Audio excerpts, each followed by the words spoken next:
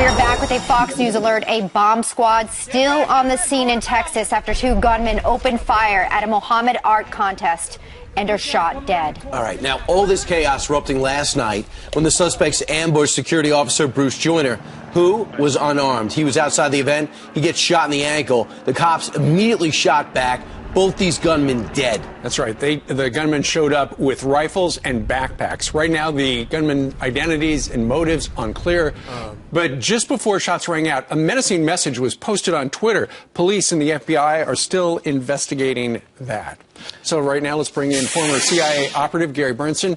A couple of Gary's friends were at the event, and he's been watching the events unfold as well. Gary, what do you think happened last night?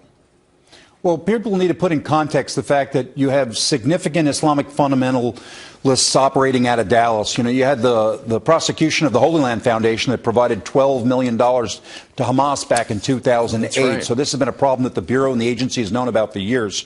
There are individuals, of course, that did an attack on this event. They showed up with AK-47 rifles. Friends of mine in the event told me this, and that they had drum magazines. That means significant capacity to fire on the crowd. They probably weren't there to kill one person.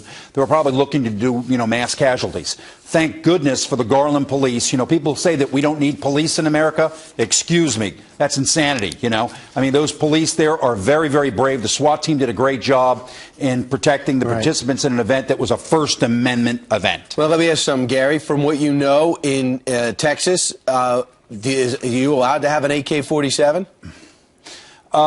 If those weapons were single fire shots, not automatic rifles, but an AK-47 with a, that is a semi-automatic would be legal, just like an AR-15 would be legal.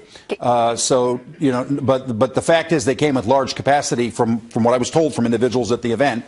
And again, kudos to the SWAT team for protecting those lives. Absolutely. Hug a policeman today. That's right. You know what? That'll be a novel approach to a policeman. Well, especially now. That's the conversation that's brewing, of course, as everything in Baltimore was just going in riots and violence for so long until protests turned peaceful. Let me ask you this, Gary. When we're talking about Texas here, connect the dots for us tactically in terms of what you would look for next in tying these suspects perhaps to a large terror operation. Well, of course, they're going to go back, as you've had other guests on, they're going to look at their communications on the internet, cell phones, all of that, their histories. We've got to see where they're from.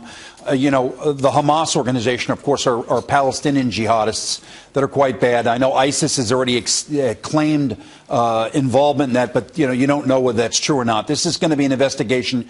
You don't want to jump the gun. The Bureau is quite experienced in Dallas, and the prosecutors are quite experienced because they've been working these issues for 20 years, over 20 years in Dallas, Texas. So, I'm pretty confident that they'll get to an accurate resolution of this very quickly. Gary, you got to figure that if these two guys showed up toward the end of this event with these, your friends say, AK-47s with the barrel magazine, if they're outside there toward the end, maybe the intent was, as these people come out of this event, we're just going to kill them right there.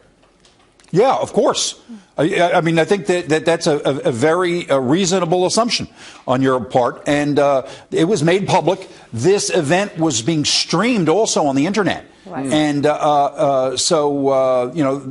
was not that the event was being hidden. It was a publicized event.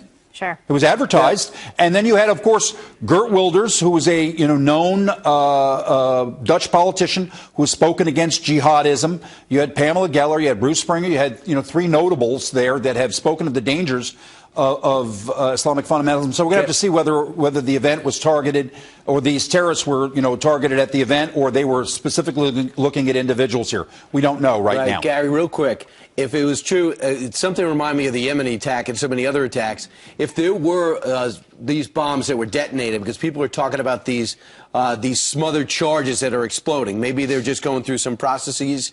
But if there was planned discharges around that place, that is very ISIS, Al-Qaeda-like. That would be something extremely concerning. A lot of the groups, look, we've been in an IED, improvised explosive device, conflict with militant groups for years now. So I'm not sure that would be a signature of this specifically. But remember, bomb squads will use small charges to try to set off other charges right now if they suspect something is a charge. So, again, we're going to have to see. But this is not good. This is an assault on the First Amendment in the United States. These are Islamic fundamentalists attempting to intimidate Americans. They're not going to. Because it was a free speech event. All right, Gary Bernson joined us today from Florida, I believe. Sir, thank you very much. Yes.